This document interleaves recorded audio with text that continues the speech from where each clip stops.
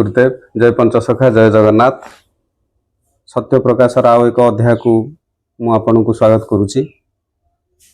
बाबा सहित आम पूर्व आलोचना करी पंचम द्वार कथा।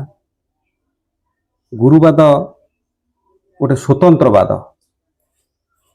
जो गुरुवाद पाई आम भारतवर्ष सारा पृथ्वी रे परिचित। भारत को गुरुर देश बोली कहा जाए। अवश्य ए परंपरा धीरे धीरे नष्ट हो जाइए। आमे माने समस्ते गुरु परंपरा ठारू बहुत दूर हेले भी गुरु परंपरा एवं मध्य बंची अति सूक्ष्म रे अति गुप्त रे एवं अजणा भाव रे। गुरुवाद गोटे एमिति वाद जो परंपरा माध्यम रे पंचसखा माने पुणी पृथ्वी रे भारत पुणी गुरु परंपरा रे एक नंबर हबो बोली वर्णित अछि। आमे इलेक्ट्रोनिक्स मीडिया माध्यम रे साधारण भाव में किसी बही माध्यम रे व्यक्तिगत भाव में अनेक गुरु को देखी किंतु मु एमिति जने गुरु पाखे आसी पहुँची जहाँ कथा अवर्णनीय वर्णना करी हब नाही। जेते वर्णना कले मध्य कम हब। गुरुवाद तो संपूर्ण गुप्त। जेतिकी गुरु को पार्टी बाहरी से सबू तो किसी मुष्टिमय लोकों द्वारा ताकू काटी दिया गला। तथापि जहाँ एबे नुआ नुआ तैयारी होउची ताहा समाजर बहुत जो व्यक्ति माने मन कले जे ये गुरु परंपरार आवश्यकता नाही से माने भल भाव जानछन्ती गुरु परंपरार आवश्यकता अछि ना नाही। से माने जो गुरु मान को भेटुचंती सेमानंक कथा शह शह लोक शुणिले मध्य अनुभव करुचंती से कथार केते यथार्थता अछि। सेमती आमे आसी पहुंचीचु हरिहर क्षेत्रर क्षेत्राधिपति गुरु श्री श्री श्री हरिहर दासंक पाद पद्म रे प्रणाम। गुरुवाद रे अनेक गुरु को द्वारा अनेक जन प्रभावित। कहा ना नवा ठीक हब नाही। जने को गुरु जने कहूथिले गुरु करिवार आवश्यकता अछि किंतु स्वामी करिवा उचित स्त्री नुहे, पुओ करिवा उचित झियो नुहे। अर्थटा कौन ही पारे? कौन गोटे परिवार रे एकाधिक गुरु रहिबार आवश्यकता अछि? जदि अछि ताहले से व्यक्ति को मन पके दउछि। रामचंद्र समय रे राम लक्ष्मण भरत शत्रुघ्न एमाने कौन अलग अलग गुरु करिथिले? गुरु परंपरा तो आम भारत वर्षर पुरातन परंपरा। भल भाव में लक्ष्य कले आमर कौन कुल गुरु न थांती? कुल गुरु गोटे परिवार कौन एकाधिक थांती? लोक मानकु भ्रमित करवा अनुचित। आपण जति जानिछंती सेति कहले भल। जदि न जानिछंती गुरुवाद ऊपर किछि न कहवा भल। आमे गुरु श्री श्री श्री हरिहर दास को से विषय पचारे बाबा प्रणाम। आमे जो गोटे परिवार भितर कौन एकाधिक गुरु हबार आवश्यकता अछि? पुरुष स्त्री गोटे परिवार दुईटी चक सदृश। स्वामी कौन गोटे गुरु करिवो, स्त्री आ गोटे गुरु करिवो? ताहले तो परिवार तो एकाधिक गुरु हेजिबे, एकाधिक गुरुवाद हेजिबो। से माने समाज रे चलिबे केमति कोन? परिवार चलिबो केमति कोन? से व्यक्ति जनक जो कथा कहूथिले एकाधिक गुरुर कथा, एकाधिक गुरु हेले ताहले परिवार रे तो विशृंखला सृष्टि हबो। जो विशृंखला पाई आम समाज आज नष्ट भष्ट हवा पाई जाईची एमती आडू साडू को कथा पाई आपण से विषय कौन कहे? जय गुरुदेव जय पंचसखा जय जगन्नाथ। आगे आमे गृह कथा कहूछु। आज्ञा जदि अच्छा आपणकर बापा माँ थिबे, आज्ञा सी कौन केवल पुओ जन्म करछन ना? पुओ करछन झियो जन्म करछन। सी तो से गुरु ना। प्रथम गुरु माँ जे कि बापा को चिन्हैछि। आज्ञा क्योंकि बाप माँ द्वितीय गुरु। केमिति ना जेतेबेले आम पिता नहीं विद्यालय रे छाड़ती से द्वितीय गुरु बोली परिचय पाती किए ना पिता। तृतीय गुरु होचंती विद्या गुरु। तेणु जदि बाप माँ प्रथम द्वितीय गुरु ताले सेमाने कौन केवल माने पुओ झील उभय को जन्म दियंती गोटे को जन्म दियंती ना दियंती नहीं। तेणु जदि से जिनस नाही ताहले ताकर जदि मन भीतर से भावना नहीं जे कि झील पुओ समस्त समान ତାହେଲେ ଆମେ ମାନେ ସେ ଭେଦଭାବ କାହିଁ କରିବା? ତା ଯୋଗୁଁ ଆଉ ଗୋଟେ କଥା, ପ୍ରଥମ କଥା ଯୋଉଟା କହିଲ ଯେ ସ୍ତ୍ରୀ ଗୋଟିଏ କରିବ, ସ୍ୱାମୀ ଗୋଟିଏ କରିବ, ତାର ସାଇଡ୍ ଆମେ ଦ୍ୱନ୍ଦ୍ୱ ଉପୁଜେଇଲେ କାହିଁକି ନା ଯେହେତୁ ଆମର 4 ଦ୍ୱାର ବୈକୁଣ୍ଠପୁରରେ ଅଛି, 4 ପ୍ରକାର ଯୋଗଳୀ ମଧ୍ୟ ଅଛି। କର୍ମ ଅନୁସାରେ 4 ଦ୍ୱାର 4 ପ୍ରକାର ନୀତି, 4 ପ୍ରକାର ନିୟମ ସବୁ ଅଲଗା ଅଲଗା। ତେଣୁକରି ସେଇଭଳିଆ ଗୁରୁ ମଧ୍ୟ ଅଛନ୍ତି ସମ୍ପ୍ରଦାୟ ଅନୁସାରେ। ଆଜ୍ଞା। ତେଣୁକରି ଗୋଟେ ଅଛି, ନିଶ୍ଚିତ ଶୁଣିଥିବେ ଯେ ଅଗାଧୁଆ ଖିଆ କୃଷ୍ଣ ଭଗତି ଗାଧେଇ ଖାଇଲେ ନରକେ ପଡନ୍ତି। ଆଜ୍ଞା ଶୁଣିଛି। ତେଣୁକରି ଅଘରରେ ଗାଧେଇବା ପ୍ରଣାଳୀ ଗୁରୁ ହିଁ ଶିଖେଇଥାନ୍ତି। ଆଜ୍ଞା। ଆଉ କୋଉଠି ବୋଧେ ଶିକ୍ଷା ନଥାଏ। ଏମିତି ଗୁରୁମାନେ ଅଛନ୍ତି ଯୋଉମାନେ ସେ ଗୁରୁବାଦରେ ଥିବେ, ଆମେ କୋଉ ଗୁରୁଙ୍କୁ ନିନ୍ଦା କରୁନାହୁଁ। କାହିଁକି ନା ଯଦି 4ଟି ଦ୍ୱାର ନଥାଏ ତାହେଲେ 4 ଦ୍ୱାର ବୋଲି କୁହାଯିବନି। ଯଦି ସେଇଭଳିଆ ଗୁରୁ ନଥିବେ ତାହେଲେ ଗୁରୁ ବୋଲି କୁହାଯିବନି ନା। ତେଣୁ ସେ ଯୋଉ ଦ୍ୱାରରେ ଯିଏ ଅଛନ୍ତି ସେଇ କଥା ନିଶ୍ଚିତ କହିବେ। ନିଶ୍ଚିତ।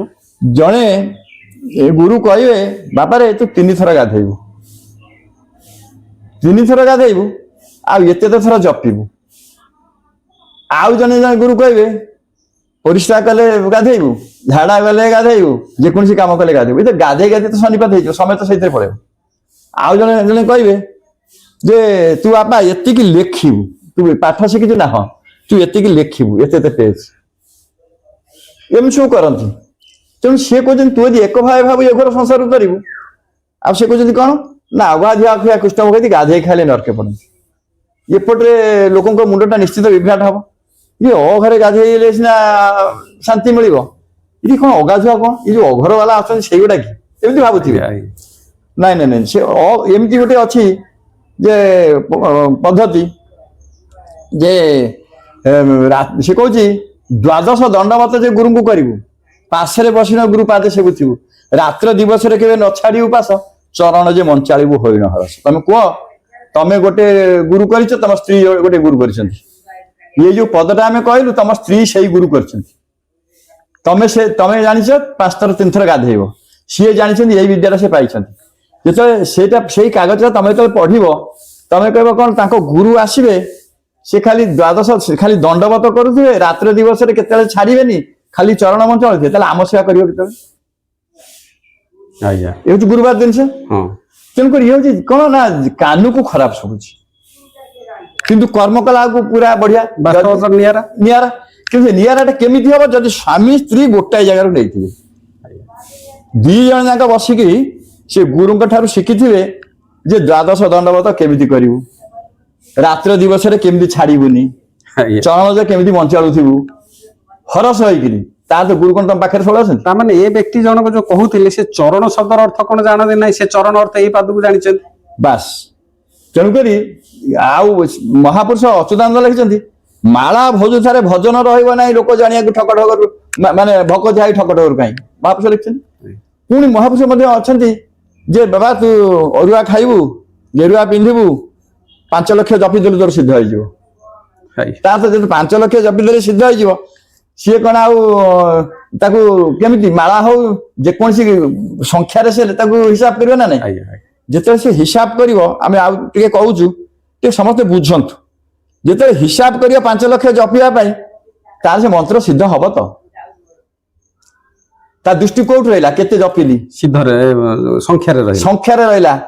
ସେଥିପାଇଁ ମହାପୁରୁଷ ଲେଖିଲେ କଣ?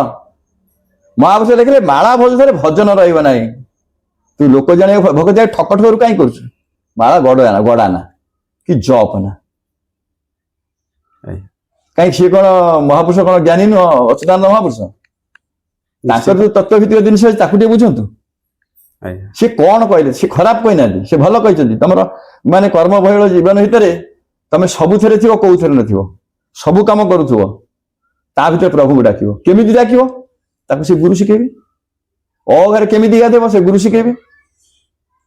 ଆଉ ଯୋଉ ରାତ୍ର ଦିବସରେ କେମିତି ଗୁରୁଙ୍କର ଚରଣ ମଞ୍ଚାଳିବ ଗୁରୁ ଶିଖେଇବେ। ତାକୁ ଶୁଣିବାକୁ ଖରାପ ହେଲେ ମଧ୍ୟ ଅତି ସହଜ, କଠିନ ନୁହଁ। ସେ କହୁଛି ଜାଣିବା ଲୋକକୁ ବାଟ ପଢେଇছে, ନ ଜାଣିବା ଲୋକ ଅନ୍ଧ, ଭାବରେ ଭଣିଲେ ଶ୍ରୀଚନ୍ଦ୍ର ଦୟା କଲେ ଆଦି କନ୍ଧ। ତେଣୁକରି ସିଏ ଯେତେବେଳେ ଦୟା କରିବେ, ଏ ସବୁ ସାପେକ୍ଷ, କିଛି କଷ୍ଟ ନୁହଁ। ତେଣୁ ସେ ଜାଗାକୁ ପହଞ୍ଚିବା ପୂର୍ବରୁ ତମକୁ କଷ୍ଟ ଲାଗିବ, କିନ୍ତୁ ସେଇ ଜାଗାରେ ପହଞ୍ଚିକିରି ସେ କ୍ଲାସ କରିଯିବ ତମକୁ ଏତେ ସହଜ ଲାଗିବ। ତମେ କହିବ କଣ ଏ ଲୋକମାନେ ଡରେଇ ଧମକେଇକିରି ଏମିତି ପଇସା ନଉଥିଲେ, ଭଲ ମନ୍ଦ କରୁଥିଲେ, ହଁ ମୁଣ୍ଡିଆ ମାରିବ, ଏତିକି ପଇସା ଥୋଇବ, ଇଷ୍ଟବୃତ୍ତି ଥୋଇବ କି ଗୁରୁଙ୍କ ପାଇଁ ଥୋଇବ। ଯାହା ପାଖରେ ନାହିଁ ସେ କଣ ଗୁରୁ କରିପାରିବନି?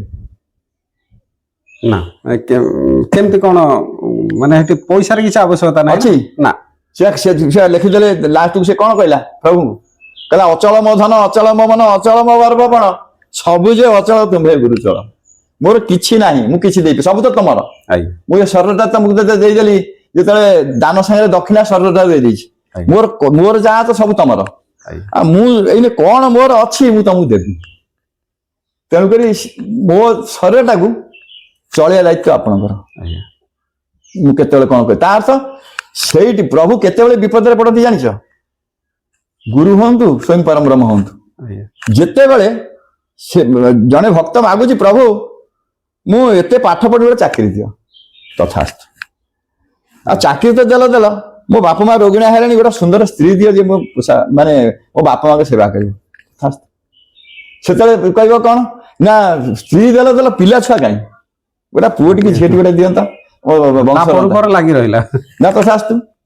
ସିଏ ସେତେବେଳେ କଣ କାଳକ ହାରିଲି ତୋତେ ନ ଭଜିଲି ଭୟଲେ କିସ କରିବି ବୋଲି, ଶେଷ ବେଳେ ଚେତା ପଶିଲା ମୋ ପୁଣି ଡାକି ନ ପାରୁଛି ତୋ ନାମ। ମାନେ ଗୁରୁ ଯୋଉ ଜିନିଷ ଦେଇଥିଲେ ଯେ ତୁ ଏଇଆ କରିବୁ, ସେ କଣ ସେ କଥା କରିପାରିଲା କି? ସେ ସବୁ ଗୁଡା ଗୁରୁଙ୍କର କାର୍ଯ୍ୟ, ଗୁରୁଙ୍କୁ କାର୍ଯ୍ୟରେ ଲଗେଇଲା, ଗୁରୁଙ୍କ ଠାରୁ ଆଦାୟ କଲା। ଯେହେତୁ ମୁଁ ଗୁରୁ କରିଛି, ତମେ ଯେହେତୁ ଜନ୍ମ ହେଇଛ ତମ ବାପାକୁ କଣ କହିବ, ମୋର ଆଜି ଏତିକି ପଇସା ଦରକାର, ମୁଁ ବାଇକ ଟେ କିଣିବି, ବାପା ଦବାକୁ ବାଧ୍ୟ, ଏତିକି ପଇସା ଦିଅ ମୁଁ ସେ ଜାଗାଟା କିଣିବି। କାହିଁକି? ତମେ ଯେହେତୁ ବାପା ସେ ହେଇଛନ୍ତି, ବାପା ଯୋଉଠୁ ଯାହା ହଉ ବିପଦ ଆପଦ ପଡୁ ମୋ ପୁଅର ମନସ୍କାମନା ପୂର୍ଣ୍ଣ କରିବି। ତେଣୁ ପ୍ରଭୁ ଯେତେବେଳେ ସେ କାହାକୁ ହାତରେ ଦିଅନ୍ତିନି, ହାତରେ ନିଅନ୍ତି ନାହିଁ, ସିଏ କଣ କରନ୍ତି ନା ସିଏ କହନ୍ତି ମତେ ଖାଲି ସମସ୍ତେ ମାଗନ୍ତୁ କାହାର ସ୍ୱାର୍ଥ ପାଇଁ କଣ ଦରକାର, କିନ୍ତୁ ମୁକ୍ତି କିଏ ନ ମାଗନ୍ତୁ। ଯେତେବେଳେ ମୁକ୍ତି ମାଗିବେ ସେତେବେଳେ ତାଙ୍କ ବୋଝଟା ମୋ ଉପରେ ହେଇଯିବ, ବୁଝିପାରୁଛ? ତେଣୁକରି ସମସ୍ତେ ମାନେ ମୂଲ୍ୟବାନ ଜିନିଷ ନ ମାଗିକିରି ମୂଲ୍ୟହୀନ ଜିନିଷ ମାଗୁଛନ୍ତି। ତେଣୁ ଏଇ ଯୋଉ ଜିନିଷ ସବୁ ମାଗୁଛନ୍ତି, ତେଣୁ ସମସ୍ତଙ୍କୁ ଏଇ ଗୋଟିଏ ଜିନିଷ ଅନୁରୋଧ କରାଯାଉଛି। ଗୁରୁ ବିଭିନ୍ନ ପ୍ରକାର ଅଛନ୍ତି, ଆଉ ଗୁରୁଙ୍କ ଠାରୁ ଯିଏ ଯୋଉଟା ଚାହୁଁଛି ସେ ଗୁରୁ ପାଖରେ ନିଶ୍ଚିତ ପହଞ୍ଚିବ। ତେଣୁ ସେଥିପାଇଁ ମନା ନାହିଁ, କୋଉ ଗୁରୁଙ୍କୁ ନିନ୍ଦା ନାହିଁ। ଗୁରୁ ଶବ୍ଦର ଅର୍ଥ ପାଟିରୁ ବାହାରିଲା କ୍ଷଣି ସେ ଗୁରୁ ହଉଛନ୍ତି ସମସ୍ତେ ନମସ୍ୟ। ତେଣୁ ତାଙ୍କୁ କାହାକୁ ଆମେ ଖରାପ କହିବା ନାହିଁ, ସମସ୍ତେ ହଉଛନ୍ତି ଭଲ, କାହିଁକି ଗୁରୁ ବା। ଆଜ୍ଞା, ସେ ଯୋଉ କଥା କହିଛନ୍ତି ଯେ ସ୍ୱାମୀ ସ୍ତ୍ରୀ, ସେ ତାଙ୍କରି ଏପିସୋଡରେ ସେ କହିଛନ୍ତି, ମୁଁ କେତେଟା ଶୁଣିଛି, ଯଦି ସ୍ୱାମୀ ସ୍ତ୍ରୀ ଉଭୟ ଜଣକୁ ଗୁରୁ କରନ୍ତି ତାହେଲେ ଉଭୟଙ୍କ ଭିତରେ ଦି ଜଣ ତ ଗୁରୁଙ୍କର ପୁଅ ଝିଅ ହେଇଗଲେ, ଇଏ ଦି ଜଣ ହେଇଗଲେ ଭାଇ ଭଉଣୀ। କିନ୍ତୁ ଭାଇ ଭଉଣୀ ଭିତରେ ସାମାଜିକ ପରମ୍ପରା ଅଛି, କେମିତି ଚାଲିବ ସେଇ ଯୁକ୍ତି ଉପସ୍ଥାପନ। ଆଚ୍ଛା, ଆମେ ଗୋଟେ ଯୁକ୍ତି କହୁଛୁ। ଆଚ୍ଛା, ତମ ସ୍ତ୍ରୀ ତମର ସବୁବେଳେ ସ୍ତ୍ରୀ କି ନା? ସେ କହୁଛି ଜନକ ଜନନୀ ଜାୟା, ଭିନ୍ନ ଭିନ୍ନ ନାଁ ବି ସେ ଅନୁସାରେ ହେଇଛି ନା ନାଇଁ? ଆଜ୍ଞା। ତେଣୁକରି ଆଉ ତାକୁ ଛାଡି ଦିଅ, ଆମେ ଆଉ ଗୋଟେ କଥା କହୁଛୁ। ଇଏ ଦିଟା ହଉଛି ହାତ, ଇଏ ହଉଛି ସ୍ୱାମୀର ହାତ, ଇଏ ହଉଛି ସ୍ତ୍ରୀର ହାତ। ତମେ ଜଣକୁ ଭିକ୍ଷା ଦଉଛ, କେମିତି ଦଉଛ? କଣ ଗୋଟେ ହାତରେ ଦଉଛ? ନା, ଦି ହାତ ଲଗେଇ କାହିଁ ଲାଗୁଛି? ତାର ତ ଏଠି ତମେ ଚିନ୍ତା କର ଯେ ସ୍ତ୍ରୀଟି ସବୁବେଳେ ଦରକାର ନା ନାହିଁ? ଦରକାର। ଯେକୌଣସି ଶୁଭ କାମରେ ସ୍ତ୍ରୀ ଦରକାର ନା ନାହିଁ ପାଖରେ? ଯଦି ସବୁ ଦରକାର ତାହେଲେ ଗୋଟିଏ ଜାଗାରୁ ଗୁରୁ କେମିତି କରିବେନି, କୋଉ ହିସାବରେ କରିବେନି? ଯଦି ସେ ପରମ୍ପରା କୋଉଠି ଥାଇପାରେ, ଆମର ଆପତ୍ତି ନାହିଁ। କିନ୍ତୁ ଆମେ ଯୋଉ କଥା କହୁଛୁ ଯେ ଦୁଇ ଜଣ ଯାଙ୍କର ମନ ଏକ ନ ହେଲେ କୌଣସି କାର୍ଯ୍ୟ ହେଇପାରିବନି। ସିଏ କହୁଥିବ ମୋ ଗୁରୁ ବଡ, ଇଏ କହୁଥିବ ମୋ ଗୁରୁ ବଡ, ବିଶୃଙ୍ଖଳା ସୃଷ୍ଟି କରିବା ପାଇଁ ଇଏ କେହି ବିଶୃଙ୍ଖଳା ଗୁରୁ ଥିବେ। ବୁଝିପାରୁଛ? ମାନେ ବିଶୃଙ୍ଖଳା ଗୁରୁ ବୋଲି ଆମେ କହୁଛୁ, କାହାକୁ ମାନେ ଖରାପ କହୁନୁ। କିନ୍ତୁ ଯଦି କେହି ଭଲ ବାଟକୁ ଯିବା ପାଇଁ ଚାହୁଁଥିବେ, ସିଏ କହୁଥିବେ ବାପା ଗୋଟିଏ ଗୁରୁକୁ ନେଇ ଆଣି ଶୋଇବା ବଡ କଷ୍ଟ, ତମେ କୁହ ତମର ବାପା ଦାଦା ସବୁ ଥିବେ, ତମେ ଯେତିକି ଭୟ କରୁଥିବ ବାପାକୁ, ଦାଦାକୁ ମଧ୍ୟ ଭକ୍ତି କରୁଥିବ। ଯଦି କୋଉଠି ଟିକେ ଦ୍ୱନ୍ଦ୍ୱ ହେଇଗଲା, ସେ କହୁଥିବ ସେ ତା ପୁଅ ବା, ସେ ତା ପୁଅ ବୋଲି। ଯଦି ତମେ କକାକୁ ଟିକେ ଭଲ ପାଇଲ, ବାପା କଣ କହିବେ? ମୁଁ ବାପା ହେଇକିରି ମତେ ଭଲ ପାଉନି, ତାକୁ ଦେଲାଣି ପଇସା ପତ୍ର, ତାକୁ ନେଲାଣି ମେଡିକାଲ। ଚିନ୍ତା କର। ତେଣୁକରି ଯଦି ଏଇ ଗୁରୁବାର ଭିତରେ ଯଦି ସ୍ୱାମୀ ସ୍ତ୍ରୀ ଅଲଗା ଅଲଗା ଗୁରୁ ହୁଅନ୍ତି, ତାହେଲେ ଏଇଭଳିଆ ଦ୍ୱନ୍ଦ୍ୱଟି ସୃଷ୍ଟି ହବ। ସିଏ କହୁଥିବ ମୋ ଗୁରୁ ବଡ, ଇଏ କହୁଥିବ ମୋ ଗୁରୁ ବଡ, ତାହେଲେ ସ୍ୱାମୀ ସ୍ତ୍ରୀ ଭିତରେ ଆମେ କଣ ଝଗଡା ଲଗେଇବା? କେବେ ନୁହେଁ। ନା, ଯଦି ଝଗଡା ନ ଲଗେଇବା ତାହେଲେ ସେ କହୁଛି ତୁ ଯଦି ଏକ ଭାଇ ଭାଇ ଘର ସଂସାର କରିବୁ। ଗୋଟିଏ ଯେମିତି ଆଗେ ସମସ୍ତଙ୍କର ଗୁରୁ, ରାଜଗୁରୁ, ଦେବଗୁରୁ, ଋଷି ମାନଙ୍କ ଗୁରୁ, ଆମର ରାକ୍ଷସ ମାନଙ୍କ ଗୁରୁ ଯେମିତି ସବୁ ଥିଲେ, ସେମିତି ଗୁରୁ ପରମ୍ପରା ଗୋଟିଏ ରହିବା ଦରକାର। ଯଦି ସେତିକି ନଥାନ୍ତା ତାହେଲେ ଆଜିକାଲି ଯୋଉ କୂଳ ପୁରୋହିତ ଆସୁଛନ୍ତି ଗାଁକୁ, ତମ ବାପାର ତ ଜଣେ ପୁରୋହିତ ହେଲେ ତମର ଜଣେ ପୁରୋହିତ। ସେଇ କଥା କହିବାକୁ ଚାହୁଁଥିଲି, କୂଳ ଗୁରୁ ଅଛନ୍ତି, କୂଳ ଗୁରୁ ଅଛନ୍ତି। ତେଣୁକରି ସେ ଯୋଉ କୂଳ ଗୁରୁ ସିଏ ମଧ୍ୟ ଯଦି ନଥାନ୍ତି କାହାର କୋଉଠି ଗୋଲମାଲ, ଆଜିକାଲି ଯୋଉ ଚାକିରି ପିରିୟଡ ଭିତରେ ସମସ୍ତେ ଆଉ ସେ କର୍ମ ଉପରକୁ ଯାଉନାହାନ୍ତି, ତଥାପି ତାଙ୍କ ଗୁରୁଙ୍କର ଜିନିଷ ରହୁଛି ପାଉନା, ଲୋକ ନେଇ ଦେଇ ଆସୁଛନ୍ତି। ଯେହେତୁ କୂଳ ଗୁରୁ ସେ ନ ଆସିଲେ କଣ ହବ? ତାଙ୍କ ବଂଶରେ କିଏ ସବୁ ଚାକିରି କଲେ କଣ ହବ? ଏଇ ଯୋଉ ପୁଡାଟି ଯୋଉ ଗୁରୁ ମାନେ ଆସନ୍ତି କର୍ମ କରିବାକୁ, ତମ କୂଳ ଗୁରୁ କିଏ ନା, ସେ ନା ଏଇ ପୁଡିଆରେ ତାଙ୍କର ରହିଲା, ଏଇ ଯୋଉ ପାର୍ଶ୍ୱଟା ତାଙ୍କର ରହିଲା, ଯେ କି ଏ ଜିନିଷଟା ତାଙ୍କ ଘରେ ଗୁରୁ ପାଉନାକୁ କିଛି ପାଉନା ସାଙ୍ଗରେ ଏଇ ଯୋଉ ମର୍ଯ୍ୟାଦା ଦେଇ ଆସିବ। ଲୋକ ନେଇ ଦେଇ ଆସୁଛନ୍ତି, ଏବେ ବି ଦେଇ ଆସୁଛନ୍ତି। ସେ ପରମ୍ପରା ଅଛି, ଯୋଉମାନେ ଶୁଣୁଥିବେ ସେ ନିଶ୍ଚିତ ଅନୁଭବ କରୁଥିବେ। କିନ୍ତୁ ଗୋଟା ଗୁରୁବାର ଜିନିଷ ଅଛି। ଆଉ ଆମେ ଝଗଡା କରିବାର ଲକ୍ଷ୍ୟ ନାହିଁ କି ଦ୍ୱନ୍ଦ୍ୱ କରିବାର ଲକ୍ଷ୍ୟ ନାହିଁ, ସମସ୍ତେ ବୁଝନ୍ତୁ। ପରମ୍ପରାକୁ ଅପଭ୍ରଂଶ କରିବା ନା ନା, ସବୁ ଜିନିଷର ମର୍ଯ୍ୟାଦା ଅଛି। ଆଉ ସବୁ ଗୁରୁଙ୍କର ବି ଉପସ୍ଥିତି ଦରକାର। କାହିଁକି ନା ସେ କହୁଛନ୍ତି ଯଦି ସମସ୍ତେ ଗୋଟିଏ ହେଇଯିବେ ତାହେଲେ ସୃଷ୍ଟି କେମିତି ରହିବ? ଯେମିତି ଆମର, ସେଥିପାଇଁ ସେ କଣ କଲେ? ବ୍ରାହ୍ମଣ, କ୍ଷତ୍ରିୟ, ଶୂଦ୍ର, ବୈଶ୍ୟ କାହିଁ କଲେ? ସେ ତ ଗୋଟିଏ କରିଥାନ୍ତେ, ମାନେ ସଂସାରଟା ଚଳିବା ପାଇଁ ସହଜ ହବ, ଚଳିବା ପାଇଁ ସହଜ। ସେଥିପାଇଁ ସେ ତା ଦେହରୁ ପୁଣି ସୃଷ୍ଟି କରିଦେଲେ ଜାତି। ତେଣୁକରି ସବୁ ଆମକୁ ସହଜରେ, ସେମାନେ ଯେତେବେଳେ ଇଏ ପରମ୍ପରା ସବୁ ରଖିଛନ୍ତି, ପନ୍ଥା ରଖିଛନ୍ତି, ତେଣୁକରି ଆମେ ମଧ୍ୟ ସେଇଥିରେ ଯିବା ଉଚିତ। ଆଉ କାହାକୁ ଆମେ ଛୋଟ କରୁନୁ, ସମସ୍ତେ ମହାନ। କାହିଁକିନା ସେ ଯିଏ ଯୋଉ ସ୍ତରରେ ଥାଉ ନା କାହିଁକି, ସେ ତା ପାହାଚଟାକୁ ସେ ସଜାଡ଼ିକି ରଖିଛି। ତେଣୁ ସମସ୍ତେ ସଜାଡ଼ିକି ରଖନ୍ତୁ, ମାନେ କେହି ବିଗିଡ଼ି ଯାଆନ୍ତୁ ନାହିଁ। ଆଉ ସମସ୍ତେ ହୃଦୟ ଭିତରେ ବୁଝନ୍ତୁ ପ୍ରକୃତିରେ କଣ କରିବା ଦରକାର। ଆଉ ଯୋଉମାନେ ଦି ସ୍ୱାମୀ ସ୍ତ୍ରୀ ଉଭୟ ଗୁରୁ କରିତେ ନିଶ୍ଚିତ ଦ୍ୱନ୍ଦ୍ୱ ହଉଥିବ, କିନ୍ତୁ ସେ ଦ୍ୱନ୍ଦ୍ୱଟାକୁ ଦୂର କରି ଦି ଜଣ ଯାକେ ଏକ ହେଇଯାଆନ୍ତୁ। ଦି ଜଣଙ୍କ ମନ ଯଦି ଏକ ହେଇଯିବ, ତାହେଲେ ନିଶ୍ଚିତ ସବୁର ମାନେ ଯୋଉ ବିଶୃଙ୍ଖଳା ଦୂର ହେଇଯିବ। ଏକାଧିକ ଗୁରୁ ରହିଲେ ଏକାଧିକ ପରମ୍ପରା, ଏକାଧିକ ନୀତି ନିୟମ, ଏତେ ନୀତି ନିୟମ ଭିତରେ ଆମେ ସମାଜ ଚାଲିପାରିବ ନାହିଁ। ତେଣୁ ଆପଣ ଯୋଉ କଥା କହୁଥିଲେ, ସ୍ୱାମୀ ସ୍ତ୍ରୀ ଗୁରୁ କଲେ, ଗୁରୁ ପରମ୍ପରା ହେଉଛି ଆମ ଭାରତ ବର୍ଷର ପୁରାତନ ପରମ୍ପରା। ସେ ପରମ୍ପରା ବିଷୟରେ ଆମେ ସମସ୍ତେ ଅବଗତ। ଆପଣ କହିଲେ ଆମେ ମାନି ନେବୁ ସେ କଥା ନୁହେଁ। ଗୋଟିଏ ଗୁରୁ ଯଦି ଗୋଟେ ପରିବାରରେ ରୁହନ୍ତି, ତାହେଲେ ସମସ୍ତେ ତାଙ୍କୁ ସମ୍ମାନ ଦେବେ, ପରିବାର ଶୃଙ୍ଖଳିତ ହବ, ସମସ୍ତେ ଗୋଟିଏ ନିୟମରେ ଚାଲିବେ ଏବଂ ସମସ୍ତେ ମୁକ୍ତିର ପଥ ପାଇବେ। ଆଉ ଲୋକମାନଙ୍କୁ ଭ୍ରମିତ କରି ଏ ଗୁରୁ ନୁହେଁ ସେ ଗୁରୁ, ସେ ଗୁରୁ ନୁହେଁ ସେ ଗୁରୁ, ନହେଲେ କେବଳ ଅଭିଶାପ ପାଇବେ। କେମିତି ଅଭିଶାପ ପାଇବେ? ଦେଖ, ମନେକର ତମ ଘରେ 3ଟି 5ଟି ପରିବାର, ମାନେ ଯୋଉ ଭାଇ ସମସ୍ତେ ଏକାଠି ଅଛନ୍ତି। ଯଦି ଏକାଠି ଅଛନ୍ତି, ଯଦି ଗୁରୁ ଯଦି ଗୋଟିଏ ଥିବେ, ତାହେଲେ ସେ ସମସ୍ତ ତମ ଶ୍ୱଶୁର ଘରୁ ଆଇଲେ ସେ ଯୋଉ ବୋହୂଟି ଥିବ ସିଏ ମଧ୍ୟ ସମ୍ମାନ ଦବ, ସିଏ ଆଇଲେ ସେ ସମ୍ମାନ। କାହିଁକି ନା ସେ ଗୁରୁ ପରମ୍ପରା ଜାଣିଛନ୍ତି। ଯଦି ମାନେ 5ଟି ଗୁରୁ ଥିବେ, ସେ 5ଟି ଶିକ୍ଷା ଦେଇଥିବେ, ତମର ଆସିଲେ ସିଏ ତାକୁ ସହଯୋଗ କରୁନଥିବେ, ସିଏ ତାକୁ ଦେଲେ ସେ ସହଯୋଗ କରୁନଥିବ। କାହିଁ ସହଯୋଗ କରୁନଥିବ? ଯଦି ଗୁରୁଙ୍କର ମତାମତ ଭେଦ, ସେମିତି ସେଇଠୁ ମଧ୍ୟ ଦ୍ୱନ୍ଦ୍ୱ ସୃଷ୍ଟି ହେଲା। ସେ ତା ଭାଇ ଆସିଛି, ସେ ତା କୁଣିଆ ଆସିଛି, ତାହେଲେ ଯୋଉ ସମସ୍ତେ ଯୋଉ ମିଶିକିରି ଯୋଉ ରହୁଥିଲେ ପରିବାର, ସେଇଠୁ ହିଁ ଆଗେ ଗୁରୁ ପରମ୍ପରା ଭିତରେ ଯେତେବେଳେ ଭୁଲ ହେଇଯିବ, ସେ ସବୁ ଭିନ୍ନ ହେଇଯିବେ, ଅଲଗା ଅଲଗା ହେଇଯିବେ। କାହିଁକି ନା ମୋ ଗୁରୁ ଆଇଲେ ସେ ମାନେ ସମ୍ମାନ ଦେଲାନି, ତେଣୁ ତା ଗୁରୁ ଆସିଛି, ତା ତ କଣ ସେଠି ଦ୍ୱନ୍ଦ୍ୱାତ୍ମକ ସୃଷ୍ଟି। ଯେମିତି ଆମ ବାବା ଗୋଟେ କଥା ମନେ ପଡୁଛି, ଗୋଟେ ଗାଁରେ ଯଦି ଗୋଟେ ପରିବାରରେ ଅନେକ ଜଣଙ୍କୁ ମାନୁଥାନ୍ତି, ତାହେଲେ ସେ ପରିବାରଟା ସବୁବେଳ ପାଇଁ ବିଶୃଙ୍ଖଳିତ ଥାଏ। କାହିଁକିନା ଯଦି କିଛି ଝଗଡା ହେଲା, ତାହେଲେ ସିଏ ଗୋଟେ ଭଦ୍ର ଲୋକଟା କେଉଁଥିବ, ସିଏ ଆଉ ଗୋଟେ ଭଦ୍ର ଲୋକଟା, ଏମିତି ବିଶୃଙ୍ଖଳା ଲାଗି ରହିବ। ବିଶୃଙ୍ଖଳା ଲାଗିବ, ଇଏ ତା ଗୁରୁ ଗୋଟେ କେଉଁ, ସେ ତା ଗୁରୁ ଗୋଟେ କେଉଁ, ଗୁରୁ ଭିତରେ ଝଗଡା ହବ।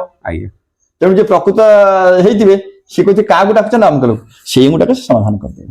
କାହିଁକି ନା ଆମେ ଏତେ ଜଣ ଗଲେ ନିଶ୍ଚିତ କଳି ହବ, ଲୋକ ହସିବେ, ସେମାନେ ଠିକ ଜାଣିଥିବେ, କାହିଁକିନା ମହତ୍ଵ ଲୋକମାନେ ଜାଣିଥିବେ।